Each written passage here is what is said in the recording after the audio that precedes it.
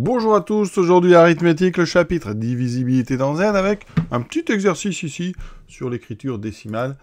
Je vais réexpliquer un petit peu ce que signifie ce trait ici. Donc on prend n, un entier à 4 chiffres, et on va appeler ici, parce que c'est vraiment propre à cet exercice, c'est une notation, c'est une appellation que j'ai inventée pour l'exercice, on appelle ici miroir de n le nombre Rn à 8 chiffres. Vous avez en fait les 4 mêmes chiffres que notre nombre de départ, et vous rajoutez dans l'ordre inverse des CBA. Vous voyez, ça donne donc ici pour 2024, je réécris ensuite le 4, le 2, le 0 et le 2. Je réécris le 2024, mais dans l'autre sens. Pareil pour 1234, 4, 3, 2, 1. On va montrer que le miroir de n est toujours divisible par 11. Alors, je vais prendre un nombre à 4 chiffres. Les chiffres de n, ça sera ABCD. Alors, si c'est un nombre à 4 chiffres, ça veut dire que déjà A... Alors, ABCD, ce sont donc des entiers. Donc pour être précis, ce sont des entiers. Donc ici, ils appartiennent à l'ensemble de 0 à 9. Et ce sont... Et on prend que des entiers. D'accord? Donc je prends les entiers de 0 à 9. Alors je dis, il y a une notation pour ça, mais qui n'est pas au programme du lycée. Mais on met un intervalle comme ça avec deux traits. Ça veut dire tous les entiers entre 0 et 9. D'accord? Ça fait des chiffres. Ça, les chiffres, c'est les entiers entre 0 et 9. Alors comme c'est un nombre à 4 chiffres, A a une petite particularité.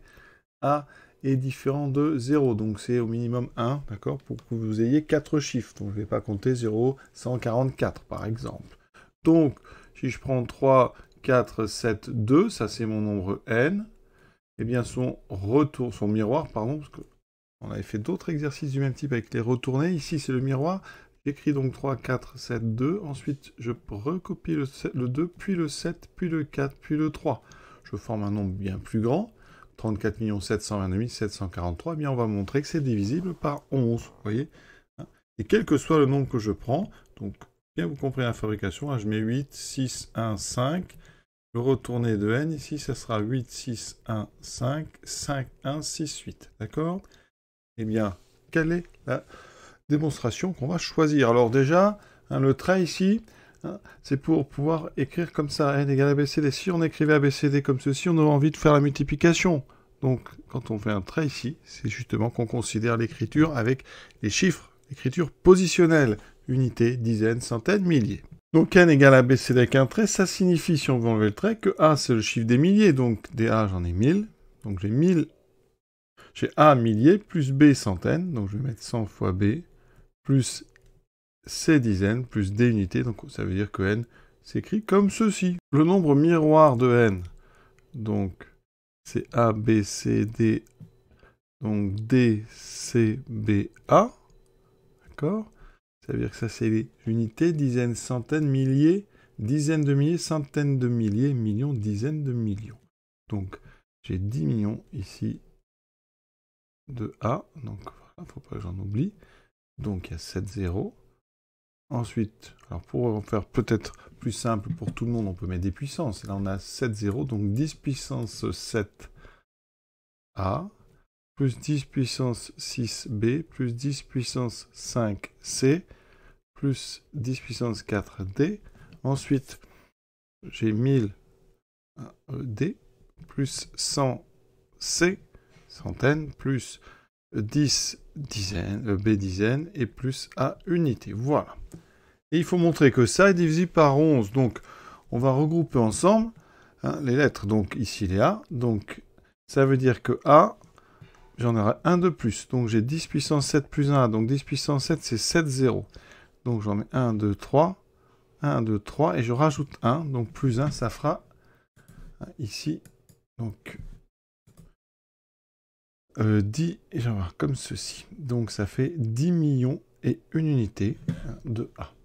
Vous voyez, ça peut être un petit peu long. Voilà. Plus, pareil avec B. Donc, j'ai 10 puissance 6. Alors, 10 puissance 6, c'est plus simple, c'est le million. Donc, j'ai 1 million 1 B. J'ajoute, 1 million 10 B. Surtout pas se tromper et pas aller trop vite. Parce que ici, B, j'en ai... C'est un coefficient 10. Pour les C, j'ai 10 puissance 5. Donc, a priori, j'ai 5 0. Mais je vais rajouter 100. Donc, ici... je vais avoir 100 000, 100 C. Et pour les D, donc j'ai 10 puissance 4, c'est 10 000. Et j'ai 1000, c'est donc 11 000. Voilà, et on va vérifier ici, on a des coefficients devant chaque lettre. On va vérifier que chaque coefficient est divisible par 11. Alors, je fais les calculatrices à la machine, hein, et à chaque fois, effectivement, j'arrive à mettre 11 en facteur. Ça veut dire que mon retourné, dans tous les cas, je peux factoriser ici par 11, ça me fera 11 fois. Donc, 909 091A, plus 90 910B, plus 9100C, plus 11, plus 1000, pardon, plus 1000D. Voilà. Ici, dans ma parenthèse, j'ai une somme et produit d'entier, donc somme et produit d'entier, ou produit et somme d'entier. On sait que l'ensemble des entiers, c'est stable par addition et par produit. Donc, c'est un entier. Ça veut dire qu'ici, eh bien, Rn s'écrit 11 fois un entier, donc Rn est divisible par 11. Donc, Rn est le produit de 11 par un entier. Définition, eh, ça veut dire que Rn est divisible